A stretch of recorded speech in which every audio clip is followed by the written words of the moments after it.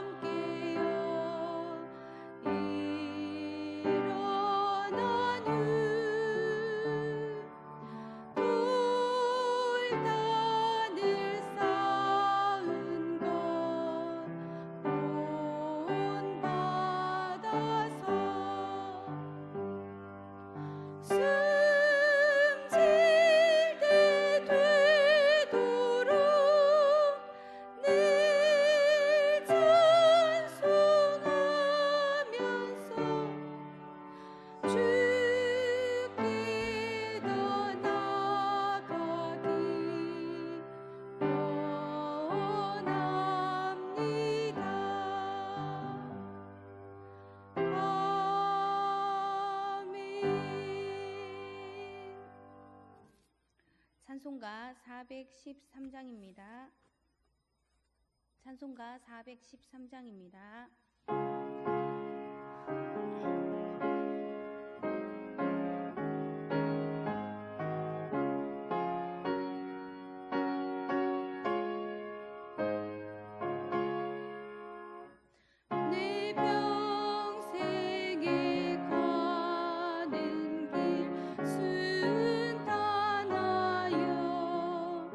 늘 잔잔한 것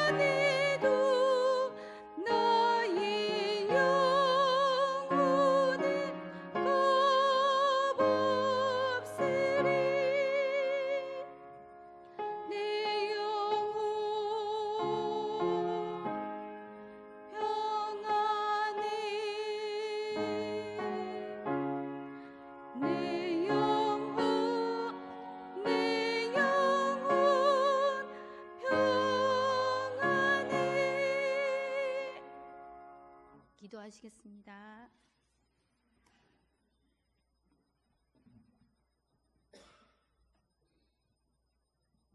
스님 감사합니다.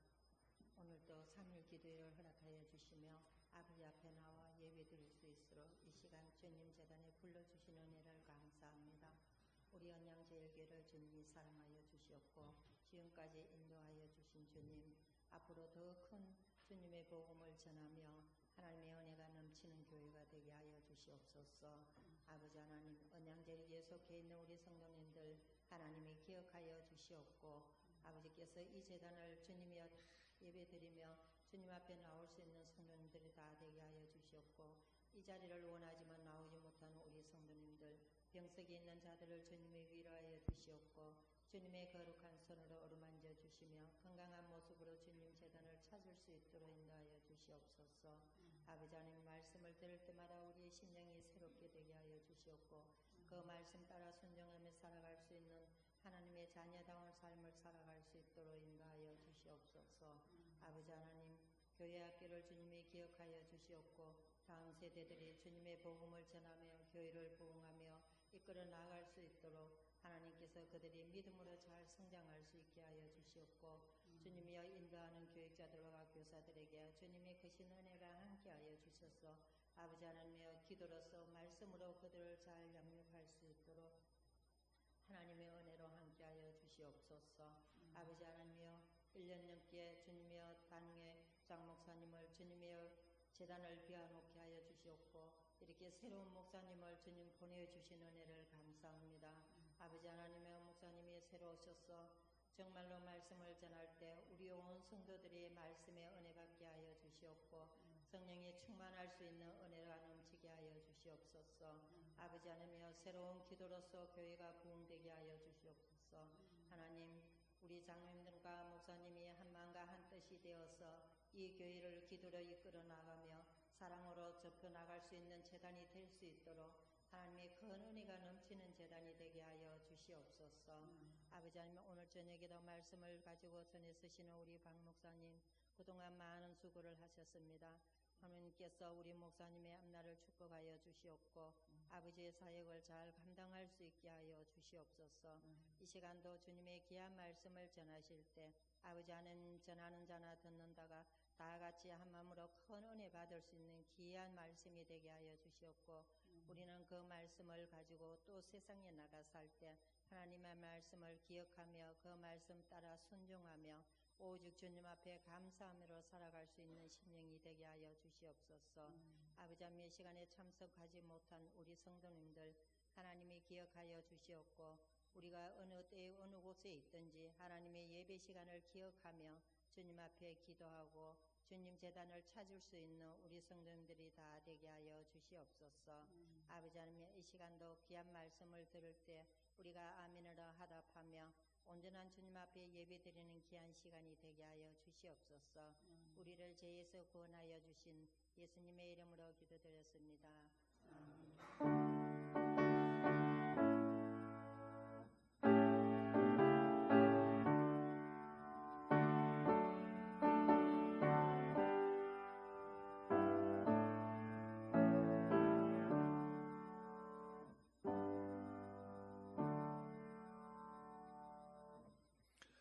오늘 저녁에 우리에게 주시는 하나님의 말씀, 창세기 38장 1절에서 30절 말씀입니다.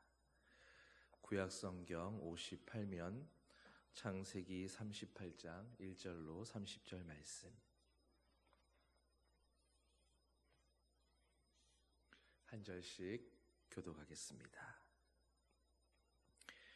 그 후에 유다가 자기 형제들로부터 떠나 내려가서 아둘람 사람 히라와 가까이 하니라.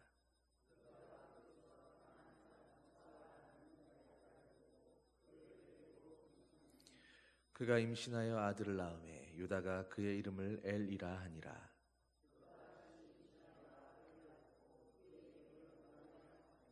그가 또다시 아들을 낳고 그의 이름을 셀라라 하니라. 그가 셀라를 낳을 때에 유다는 거십에 있었더라.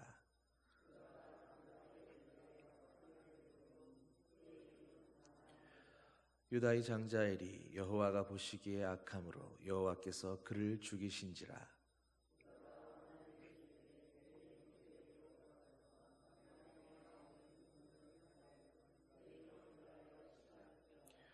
오나니 그 씨가 자기 것이 되지 않을 줄 알므로 형수에게 들어갔을 때에 그의 형에게 씨를 주지 아니하려고 땅에 설정하매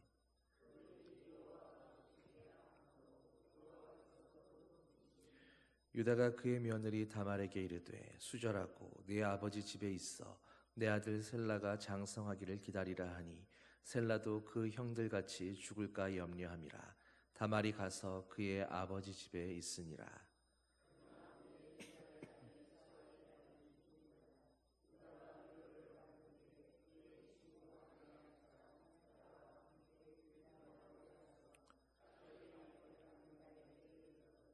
어떤 사람이 다말에게 말하되 내 시아버지가 자기의 양털을 깎으려고 딥나에 올라왔다 한지라.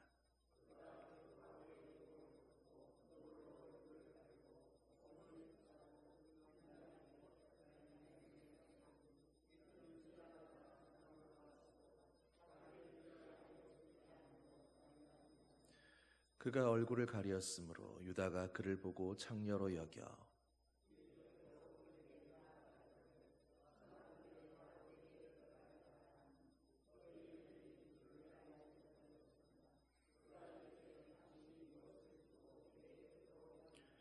유다가 이르되 내가 내 떼에서 염소 새끼를 주리라. 그가 이르되 당신이 그것을 줄 때까지 담보물을 주겠느냐.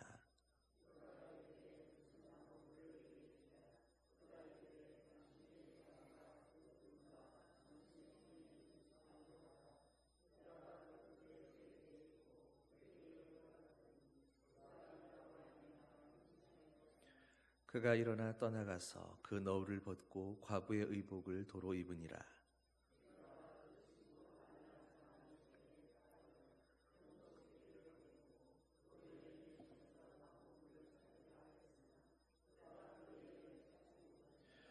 그가 그곳 사람에게 물어 이르되 길곁 에나임에 있던 창녀가 어디 있느냐. 그들이 이르되 여기는 창녀가 없느니라.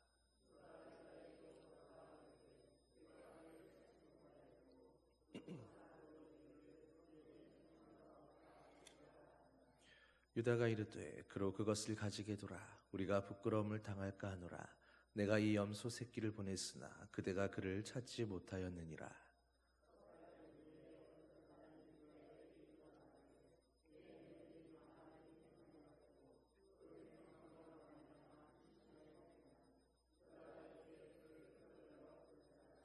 여인이 끌려 나갈 때에 사람을 보내어 시아버지에게 이르되 이 물건 임자로 말미암아 임신하였나이다. 청하건대 보소서. 이 도장과 그 끈과 지팡이가 누구의 것이니까 한지라.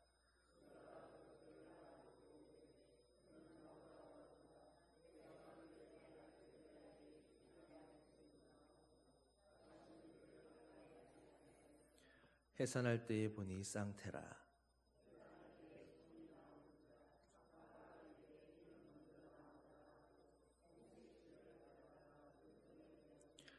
그 손을 도로 들이며 그의 아우가 나오는지라. 산파가 이르되 네가 어찌하여 터뜨리고 나오느냐 하였으므로 그 이름을 베레스라 불렀고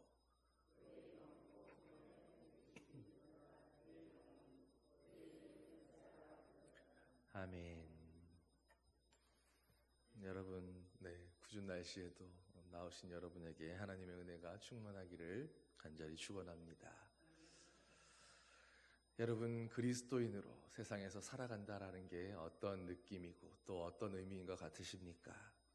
그리스도인으로 우리가 이 땅에서 발을 디디며 살아간다는 것은 항상 세상에서 세상의 정신과 타협하고자 하는 끊임없는 유혹과 열망 가운데 늘 시달리는 그런 삶을 살게 된다라는 의미입니다. 그리고 이런 치열한 상황을 성경은 바로 영적인 전쟁이다라고 그렇게 말씀하며 표현하고 있는 거지요. 우리는 실제로 믿음의 조상 아브라함의 생애에서 야곱의 생애에 이르기까지 세상의 정신과 끊임없이 싸우고 있던 그리스도인들의 모습을 보고 있었습니다. 실제로 아브라함은 신앙의 1세대로서 이 싸움에서 당당하게 승리하는 모습을 보여주므로 하나님의 인정을 받고 믿음의 조상이라고 일컬어질 수 있었습니다. 여러분, 그러나 그 이후의 세대들은 어떤 모습이었습니까? 아버지 아브라함 또 할아버지 아브라함의 모습을 따라가지 못하고 이후의 세대들은 이 믿음의 싸움이라고 하는 것이 그렇게 쉽게 이길 수만 있는 만만한 것은 아니다라는 것을 여러 모습으로 보여주고 있었습니다. 그리고 이 문제는 바로 출애굽을 했던 그 이스라엘 백성들에게 있어서도 너무나 심각한 문제였습니다. 그리고 심지어 사도 바울도 이 문제가 말씀대로 살아가려는 그리스도인에게 있어서 어쩌면 가장 핵심이 될 수 있는 그런 문제라고 보았습니다. 로마서 12장 1절과 2절에서 너희는 이 세대를 본받지 말라 말씀하는데 바로 여기서 말하는 이 세대가 세상의 정신, 우리가 경계하고 본받지 말아야 할 세상의 가치관을 말하는 것입니다. 그러므로 그리스도인은 하나님이 부르시기까지 이 땅에서 살고 있는 동안에는 끊임없이 자기 안에 있는 육체와 마음이 원하는 바대로 살고자 하는 그런 마음과 싸워야 하며 또 끊임없이 우리를 유혹해서 넘어지게 하려는 세상의 가치관과 정신들과도 싸워야 합니다. 문제는 이 싸움에는 쉬어갈 만한 곳도 없고 비무장지대도 없다는 것입니다. 당연히 휴전이나 종전 같은 것도 없습니다. 말 그대로 주님이 다시 오실 때까지 혹은 주님께로 다시 갈 때까지 우리에게는 계속해서 싸워야 하는 그런 싸움입니다. 여러분, 심지어 사도 바울조차도 그리스도인이 된 후에 여전히 육체가 그리고 마음이 원하는 바대로 살고자 하는 자기의 모습을 한탄하며 안타까워하기도 했었습니다. 그러므로 오늘날에도 세상에서 하나님의 보냄받은 자답게 살려고 하는 그리스도인들에게는 늘 세상과 갈등하고 싸우게 되는 그런 일들이 당연한 것일 수밖에 없는 것입니다. 성경은 물론 그런 영적 싸움에서 승리한 사람들의 이야기도 다루고 있지만 그러나 훨씬 더 많은 경우에 실패한 사람들의 이야기를 더 많이 다루고 있습니다. 그리고 오늘 본문에 바로 그런 세상과의 싸움에서 과연 그리스도인들에게 무엇이 그들의 그 싸움을 실패하게 만드는가를 보여주고 있는 이야기입니다. 오늘 함께 본문을 통해서 유다의 가정 가운데 일어났던 비극적인 이야기를 통해서 과연 그리스도인들이 세상과 어떤 관계를 유지하며 살아야 할지, 또 하나님은 그런 믿음의 싸움에서 실패한 우리들을 어떻게 포기하지 않으시고 사용하시는지를 볼 수 있게 되기를 소망합니다. 먼저 오늘 본문을 보면 그 후에라는 말로 시작하고 있습니다. 그러니까 앞에 있었던 그 요셉이 노예로 팔려갔던 이후에 어느 정도의 시간이 지난 후의 일들이었다라는 것입니다. 야곱의 아들들도 세월이 좀 지나고 어느 정도 나이가 들고 이제는 저마다 독립해서 자기의 집을 세워야 하는 그런 나이들이 되었습니다. 그리고 그 가운데 바로 유다가 있었고 오늘 말씀에는 그가 형제들을 떠나서 내려갔다라고 말씀합니다. 우리는 이 말을 형제들에게서 따로 떨어져서 이제는 유다가 독자적인 생활을 시작했다는 말로 이해하면 좋을 것입니다. 여러분, 그런데 그렇게 떨어져 나왔는데 문제는 그렇게 독립해서 나와 하는 일이 아버지 야곱도 할아버지 이삭도 증조 할아버지 아브라함도 그토록이나 경계하며 조심했던 이방 여인과 결혼하는 일이었다라는 것입니다. 물론 아직 하나님께서 이 가문과 유다 백성들에게 이방인과의 통혼을 금지하는 그런 율법을 주시기 전이긴 했습니다. 또 출애굽하면서 이미 오랫동안 애굽화되어 있었던 그 이스라엘 백성들의 사고방식을 고치기 위해서 광야학교에서 그들을 훈련하며 성결하게 구별되는 신앙 공동체로 삼는 그런 역사가 있기 전의 일이기도 했습니다. 여러분, 그러나 그럼에도 불구하고 분명코 유다가 속해 있던 그 가문은 세상과의 관계에서 이방인들과의 결혼에 대해 기쁘게 생각하지 않았던 그런 가문이었습니다. 하나님의 부르심이 있었고 하나님이 주신 특별한 약속이 있었기에 가문의 혈통과 믿음의 순수성을 지키고자 하는 그런 아버지 또 조상들의 열심이 있었던 그런 집안이었습니다. 그런데도 그 집안의 유다 아들은 헤브론을 떠나서 지중해 근처 아둘람으로 이동해 갑니다. 그리고 그곳에서 유다는 가나안 사람 수아라 하는 자의 딸을 보고 그를 취해서 동침했다라고 말씀하는 것입니다. 여러분, 당연히 결코 바람직해 보이지 않는 그런 모습일 겁니다. 그런데 오늘 성경은 이런 유다의 결혼에 대해서 그 어떤 논평도 하지 않습니다. 그저 그가 낳은 아들들의 이름만을 언급하면서 이어서 그 아들들의 부끄러운 모습들을 이야기하며 유다와 그 가족이 어떻게 세상 가운데 실패하고 있는가를 보여주고 있는 것뿐입니다. 유다는 세 아들을 낳았는데 엘과 오난 그리고 셀라라고 하는 아들이었습니다. 그런데 본문을 보면 유다는 엘의 아내를 정해서 일찍 결혼시켰다라고 말씀합니다. 어쩌면 자신이 결혼할 때도 아버지 야곱과는 깊이 있게 상의하지 못했던 듯이 보여집니다. 그리고 아마도 그런 갑작스러운 결혼 생활에서, 특별히 이방 여인과의 결혼 생활에서 일어나는 각종 어려움과 부작용들을 경험하면서 유다는 엘이 아직 어릴 때에 일찍 결혼시켜서 가나안 땅의 문란한 성문화로부터 그 아들을 보호하려고 했던 그런 의도도 있지 않았나 여겨집니다. 그런데 문제는 이미 유다가 가나안 여자와 결혼해서 낳은 아들 엘은 그런 환경 가운데 정면으로 노출되어 있어서 순결하지 못했다라는 것입니다. 본문에서는 하나님의 심판을 받아 엘이 죽었다라고 하는데 학자들은 그 죽음의 이유가 아마도 가나안에서 만연했던 그 성적인 문란함으로 인한 성적인 범죄 때문이었다고 보는 견해가 일반적입니다. 그러니 유다 입장에서는 자신도 가나안 여인과 결혼을 했고 그나마 아들이라도 가나안 문화에 젖지 않기를 바라면서 애써 일찍 결혼까지 시켰지만 그 결과가 그리 기대했던 대로 좋지만은 않았다라는 것입니다. 엘은 이유는 모르지만 분명 하나님의 진노로 인해서 심판을 받아 죽었다라고 말씀합니다. 그리고 하나님께서 보통 이토록 강력하게 징계하시는 경우에는 반드시 지켜져야만 할 것들이 지켜지지 못했던 경우에 두드러지게 나타나는 경향입니다. 엘의 죽음은 바로 그런 관점에서 이해되어야 하는 것입니다. 그리고 이제 유다는 죽은 엘을 대신해서 엘의 집안을 이어가기 위해 둘째 오난에게 형을 대신해 아이를 갖게 하라고 이야기합니다. 이것은 당시에 있었던 계대 결혼이라는 제도인데 상속인 없이 죽은 형제를 위해서 그 집안의 대를 이어주기 위해 죽은 이의 형제나 혹은 가까운 친척이 그 처와 결혼해서 아들을 낳아주던 관습이었습니다.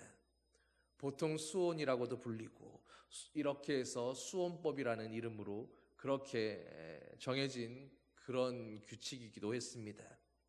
그리고 당연히 이런 제도의 목적은 자식이 없이 불쌍하게 죽은 형제의 가문을 일으켜 세우고 그 가족과 그 가족의 이름을 오래도록 기억하며 보존하려는 데 있었습니다.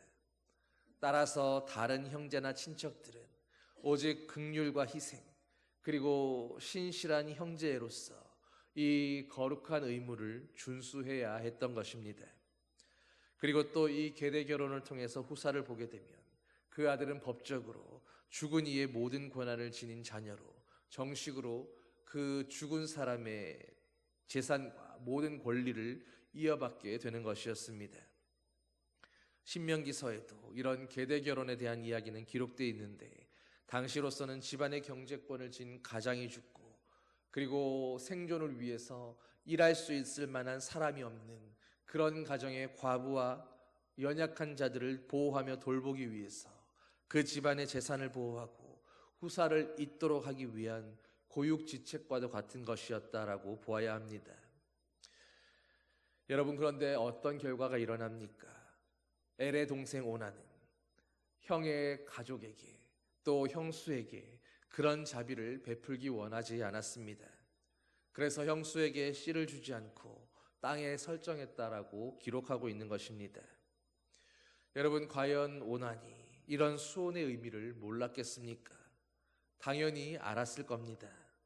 그 씨가 이미 자기 것이 되지 못할 줄을 알았기 때문이라고 기록까지 했으니 그는 이것이 어떤 의미인지 수원법의 의미를 정확히 알고 있었고 그럼에도 불구하고 고의로 그런 자비를 베풀기 거절했다라는 것입니다. 그리고 당연히 이런 행위가 하나님 앞에서 분명히 악한 것이었기에 오난 역시도 죽임을 당했다 말씀합니다. 여러분, 이것이 믿음으로 결단하고 베델로 돌아온 야곱과 그 가문에서 자란 유다의 집안에서 일어나는 일들이었습니다. 도대체 그렇게 세월이 지나고 그 아들들이 장성하여 결혼까지 하게 된 그런 시간이 지났음에도 유다는 어떤 모습으로 어떤 삶을 살고 있었기에, 그리고 성경은 또 무엇 때문에 오늘 이 집에서 일어나고 있는 이 부끄럽고 참담한 일들을 하나도 빠뜨리지 않고 기록하고 있는 것일까요? 여러분, 그리고 아직도 상황은 다 끝나지 않았습니다. 유다는 이제 두려움이 몰려옵니다. 아직 어린 셀라마저도 혹 죽임을 당하게 될까 두려워하는 마음을 가지게 되었습니다. 이 이야기는 셀라의 삶도 유다가 보기에 하나님 앞에서 그 목숨을 보존할 만큼 그렇게 믿을 만한, 신뢰할 만한 모습은 보여주지 못했다라는 것을 짐작하게 합니다. 그래서 마땅히 셋째인 셀라가 기업물을 자가 되어 주어야 했지만 그렇게 하지 않고 다말을 자기 아버지 집에 있어서 셀라가 장성하기까지 기다리라고 명했습니다. 그것도 과부로서 수절하면서 말입니다. 과부로서 그냥 그 자리에 있으라고 하는 것이었습니다. 이것은 말 그대로 아들이 장성하기까지 기다리라는 의미가 아니라 그저 다말을 그런 말로 내쫓은 것이나 다름없는 결정이었습니다. 다말이 마땅히 구하고 누려야 할 자기의 권리를 누리지 못한 채로 모욕을 당한 그런 셈인 것입니다. 그런데 이어서 유다의 가정에 또 큰 변화가 찾아옵니다. 이제 유다의 아내가 죽은 것입니다. 아마 그로부터 몇 년 지나지 않아서였을 겁니다. 그런데 그렇게 애통하는 기간이 지나고 마침 양털 깎는 기간이 돼서 친구인 아둘람 사람 히라와 함께 딥나로 올라갔다고 합니다. 그리고 그때 그 시아버지의 소식이 다말에게도 들려진 것입니다. 여러분, 그런데 다말이 이제 정말로 심상치 않은 계획을 세우기 시작합니다. 아마 이 상황을 보면서 정황상 다말이 음란했기 때문에, 부정한 여인이었기 때문에 이렇게 했다라고 그렇게 말하기는 어려울 겁니다. 다말도 그 문화를 알고 있었기에 자기 마을과 주변에서 일어나는 양털 깎는 절기의 속성을 잘 알고 있었습니다.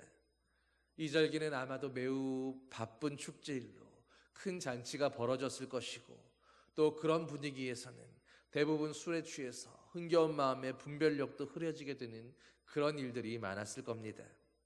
그리고 본문을 보면 이런 분위기에서 과부들은 사회적인 약자였고 구제와 보호의 대상이 되는 존재들이었기에 보통의 여인들과 구별하기 위해서 과부들이 입는 옷은 특별히 다른 디자인이거나 특징이 있는 옷들이었던 것처럼 추측됩니다. 그런데 다말은 이제 그런 과부의 의복을 벗고 몸파는 여자처럼 분장을 하고 면박으로 얼굴을 가렸다고 했습니다. 그리고 마침 유다가 아내를 먼저 보낸 후에 이제 적당히 술에 취한 상태로 그렇게 세상 사람들이 그렇게 살아가는 그 모습처럼 자기의 쾌락과 본능을 쫓아서 길에서 만난 여자를 찾아 동침하려고 시도했다라는 것입니다. 여러분, 유다입니다. 그리스도인의 표상이라고 할 만한 믿음의 조상 가운데 하나가 되어야 할 그 유다의 모습이 오늘 세상에서 살아가는 사람들의 모습과 무엇이 다른 모습으로 존재하고 있습니까? 유다의 삶은 마치 거룩성을 상실해버렸던 야곱의 초창기 모습과 유사하게 보여지기도 합니다. 세상에 대해서, 하나님 앞에서 거룩함과 성결함을 잃어버린 교회, 그런 성도들이 말 그대로 맛을 잃은 소금이 되어서 그저 길바닥에서 버려지고 밟혀지는 그런 수모를 당하는 모습인 것입니다. 유다는 자기 며느리 다말일 거라고는 꿈에도 생각하지 못한 채로 그저 자기 본능에만 충실했습니다. 그리고 당시에 통용하던 화대를 약속합니다. 그러나 다말은 그 화대를 요구하기 전에 보증을 요구했습니다. 유다의 도장과 그 끈과 지팡이를 달라고 한 것입니다. 유다는 당연히 눈치채지 못했고 자기의 도장과 끈과 지팡이를 주고 회포를 풀고 나왔습니다. 그렇게 시간이 지나고 다말이 잉태하며 유다는 그 성읍의 여자를 찾아서 염소를 주려고 하는데 또 직접 가기에는 술이 깨고 나니 좀 부끄럽기도 했나 봅니다. 친구를 시켜서 그 염소를 대신 전해주게 하는데 당연히 그 지역에 몸 파는 여자는 없었고 친구는 전해줄 수 없었다는 소식을 가지고 돌아옵니다. 그리고 이어지는 소식이 며느리 다말이 행음해서 잉태했다는 소식이 들려오는 것입니다. 당연히 분노한 유다는 그 자리에서 바로 며느리를 끌어내어 불사르라고 합니다. 그런데 다말이 끌려나가면서 이 물건의 주인이 나를 잉태하게 했다고 하며 유다의 도장과 그 끈과 지팡이를 내어줍니다. 유다가 보니 바로 자기의 물건인 것입니다. 그제서야 회개하며 유다는 이렇게 말합니다. 그가 나보다 옳도다. 내가 그를 내 아들 셀라에게 주지 아니하였음이로다. 그리고 다시는 다말을 가까이 하지 않았다고 하며 이 이야기는 마무리되고 있습니다. 그러면서 다말이 낳은 아이들이 쌍둥이였고 그 출생이 야곱과 에서처럼 순서가 바뀌었다고 말씀하고 있습니다. 여러분, 그런데 오늘 이 긴 이야기를 통해서 하나님은 과연 우리에게 무엇을 말씀하려고 하는 것일까요? 우리는 성경을 읽을 때마다 그래서 도대체 이런 이야기를 하나님께서 성경에 기록하도록 하신 이유가 무엇일까 의문을 가지게 될 때가 있습니다.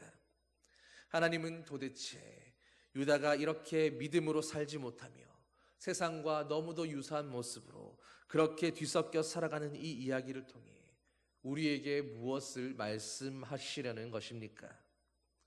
여러분, 유다는 겉모습으로는 믿음의 가문에서 하나님의 약속대로 그 유업을 이어받아 믿음의 조상이 되어야 할 그런 그리스도인의 표상과 모양은 가졌지만 여전히 세상과 마음껏 타협하며 변질된 채 살아가는 모양만 그리스도인인 것을 대표하는 그런 사람으로 보여집니다.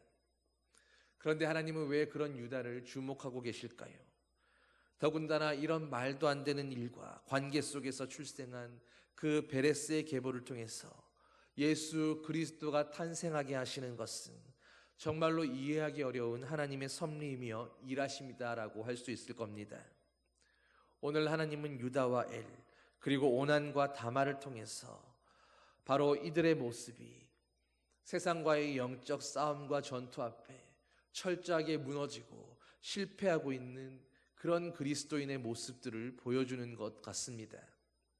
어쩌면 야곱이 젊었던 시절에 부끄럽게 도망치던 그 하나님 앞에서 거룩하고 성결하게 살지 못하고 자기의 욕심을 하나님의 말씀으로 포장하며 그렇게 수단 방법 가리지 않고 살았던 그때의 모습을 생각나게 하는 모습이기도 합니다.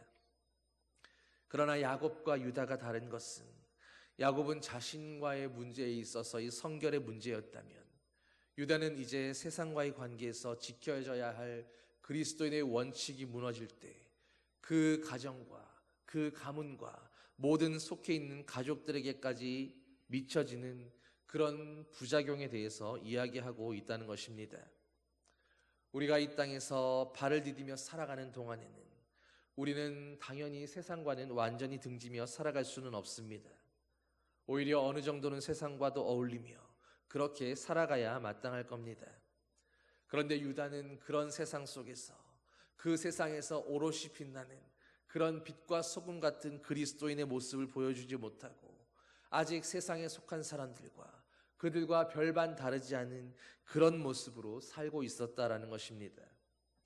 하나님 앞에 긍휼과 사랑의 표시여야 했던 계대 결혼의 전통을 고수하고는 있지만 굳이 생명까지 걸어가면서 그것을 지키려는 그런 간절한 마음도 없었고 결혼의 제도는 수긍하지만 결혼을 하고 나서도 순결의 의무에 대해서는 별다르게 의식하며 그 무게감을 느끼지 못하며 살아가고 있었고 쉽사리 이방인과의 결혼을 허용하는 모습을 통해서 하나님의 약속에 대해서도 그렇게 심각하게 생각하지 않는 그런 생각 없는 모습을 보여주는 것입니다.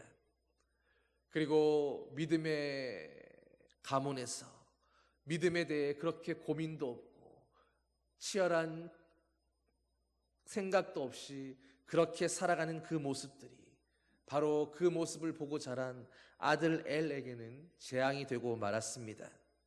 엘은 그렇게 세상의 모습과 또 세상을 닮은 아버지의 모습을 통해 배웠던 그런 세상의 가치관과 성적 문란함을 자기 삶으로 받아들이므로 그로 인해 죽임을 당하고 말았습니다. 또 오나는 불순종으로 죽었고 하나 있는 며느리마저 유다의 우유부단함으로 인해서 어디 내놓고 말하기도 어려운 부끄러운 일을 하게 만들었습니다. 여러분, 마치 하나님께서 오늘 우리를 향해서 너희는 그리스도인답게 온전히 살고 있느냐고, 고작 이런 것이, 고작 이런 수준이 오늘 하나님 앞에서 살아간다고 하는 세상의 많은 그리스도인들의 수준인 것 아니냐고, 너희가 이런 수준으로 살지는 말아야 하지 않겠느냐고 그렇게 말씀하는 것 같지 않으십니까? 물론 죄로 인해서 타락해버린 본성이 가득한 우리로서는 이런 세상에서 하나님 안에 거룩하게 살아가는 그 자체가 언제나 쉽지 않은 일이고 어려운 도전일 수는 있을 겁니다. 가까이 하기에는 먼 하나님이신 것처럼 느껴지고 세상은 우리가 굳이 애쓰지 않아도 우리에게 너무도 친숙하고 익숙합니다. 우리의 본능을 끊임없이 자극하고 굳이 노력하지 않아도 얼마든지 우리는 세상적일 수 있는 것입니다. 사랑하는 성도 여러분, 그런데 그렇기 때문에 오히려 우리는 더욱 의식하며 깨어 있어서 마땅히 해야 할 일들과 하지 말아야 할 일들에 대해서 하나님 안에서 잘 구분할 수 있어야 하는 것입니다. 오늘 유다의 가정 안에서 일어난 이런 모습들이 바로 오늘도 세상에 발을 디디며 세상의 중심에서 살아가는 우리가 수도 없이 빠질 수 있는 연약함의 함정이라는 것을 우리는 깨어서 경계하고 알아야 합니다. 유다는 아주 연약하고 또 우유부단한 그리스도인의 전형을 보여줍니다. 그는 동생 요셉을 팔 때에도 그런 어중간한 중재안을 내었었습니다. 그리고 이번에도 며느리 다말의 문제에 대해서 이렇다 저렇다 확실한 결론을 내리지 못하고 그저 어정쩡하게 미뤄두고 방기하고 있다가 결국 근친상간이라는 초유의 스캔들을 일으키고 말았습니다. 여러분, 이런 유다의 어정쩡한 모습 속에서 우리는 오늘 우리의 신앙의 현주소를 볼 수 있어야 합니다. 하나님은 아마 우리가 세상 속에서 이보다는 조금 더 성결한 모습으로, 이것보다는 좀 더 거룩하고 온전한 모습으로 그렇게 세상을 이기며 살아가기를 원하고 계실 것입니다. 그러므로 사랑하는 성도 여러분, 오늘 작고 사소해 보이는 문제에서부터 세상의 유혹에 지지 말고 이기는 자들이 되시기를 바랍니다. 하나님 앞에서 오늘 내 앞에 하나님이 계신다라고 하는 그런 생각으로 주님 앞에서 해야 할 일은 하고 주님 앞에서 할 수 없는 일은 하지 않도록, 그리고 다른 이들을 진정으로 행복하게 하며 이롭게 하는 거룩하고 성결하고 그러면서도 마음이 따뜻한 그런 그리스도인들이 되시기를 바랍니다. 여러분, 한 가지 은혜는 하나님은 그럼에도 불구하고 이런 유다와 다말의 엽기적인 근친상간의 씨앗으로부터 바로 메시아로 이르는 그 믿음의 계보를 이어가고 계셨다라는 것이었습니다. 무슨 말씀이겠습니까? 하나님은 우리의 죄와 우리의 허물과 우리 혈통과 가문에 대해서 개의치 않으신다라는 것입니다. 하나님은 하나님의 그 신실한 계획을 이루어 가심에 있어서 오늘 우리들 한 사람 한 사람을 동역자로 부르시지만, 그러나 우리의 연약함과 실수와 허물도 이미 다 알고 계시고 그것까지도 생각하고 계십니다. 그리고 바로 그런 연약함과 그런 실수들을 통해서도 하나님은 신실하게 주님의 뜻을 이루어가고 계신다라는 것입니다. 여러분, 그러므로 오늘 한번 실패했다고 오늘 믿음의 싸움 앞에서, 영적인 전투 앞에서 또 넘어지고 무너진다고 해서 그것 때문에 절망하고 그 싸움을 포기해버리는 그런 어리석음을 범치 마십시오.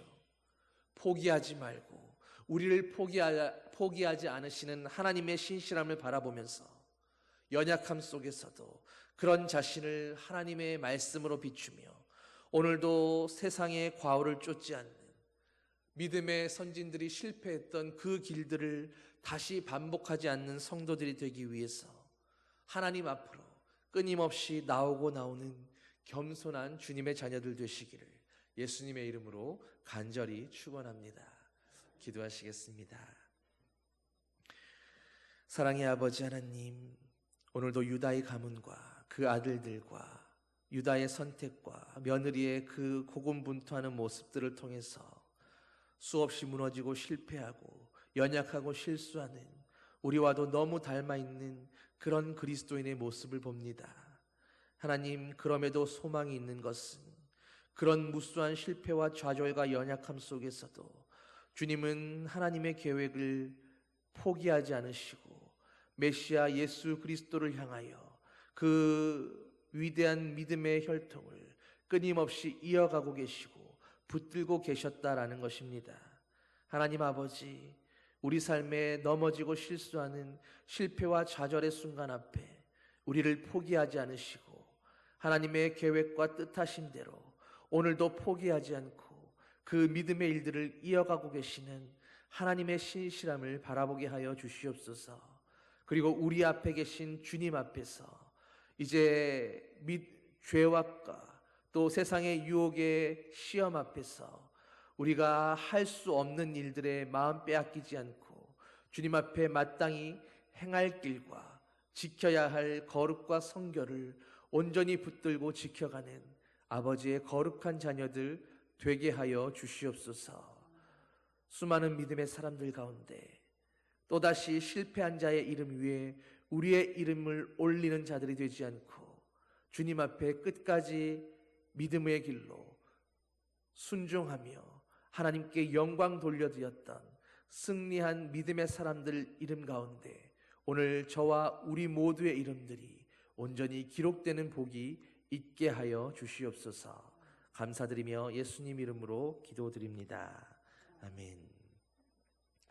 찬송 528장 찬양하시겠습니다.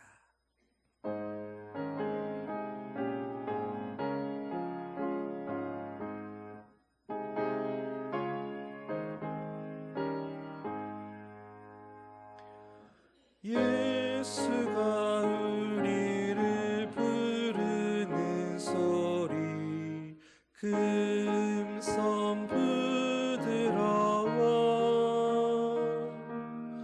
문 앞에 나와서 사면을 보며 우리를 기다리네.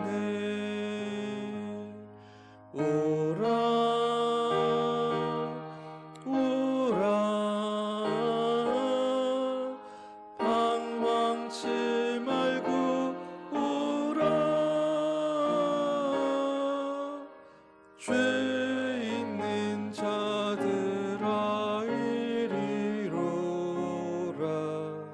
주 예수 앞에 오라.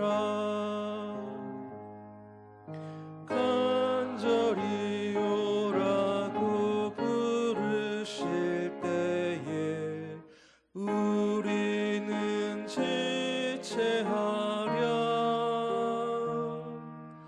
주님의 은혜를 왜 아니 받고 못 들은 채 하려나.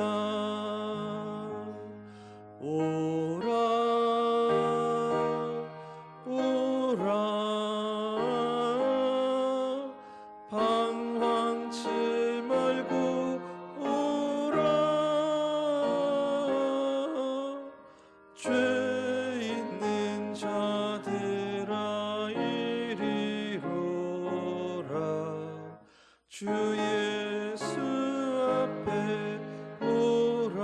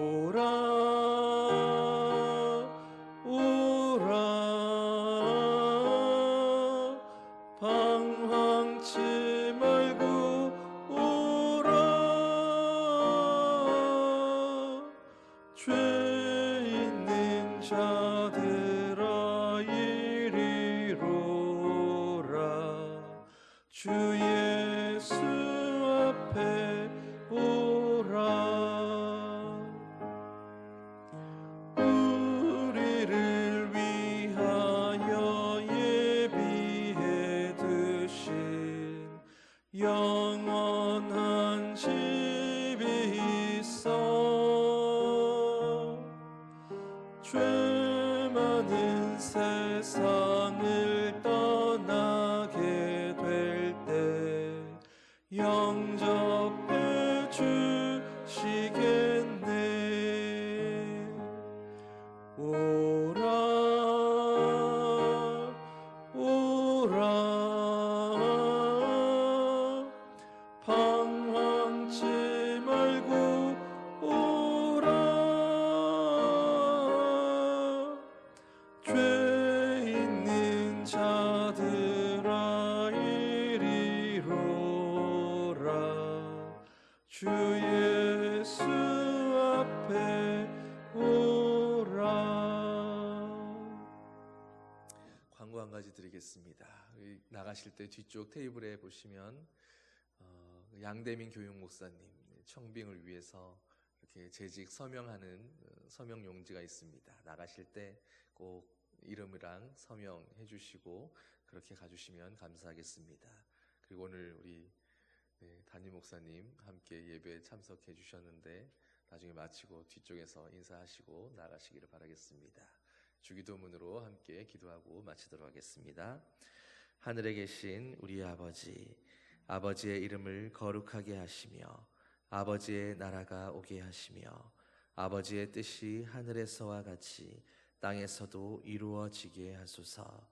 오늘 우리에게 일용할 양식을 주시고 우리가 우리에게 잘못한 사람을 용서하여 준 것 같이 우리 죄를 용서하여 주시고 우리를 시험에 빠지지 않게 하시고 악에서 구하소서.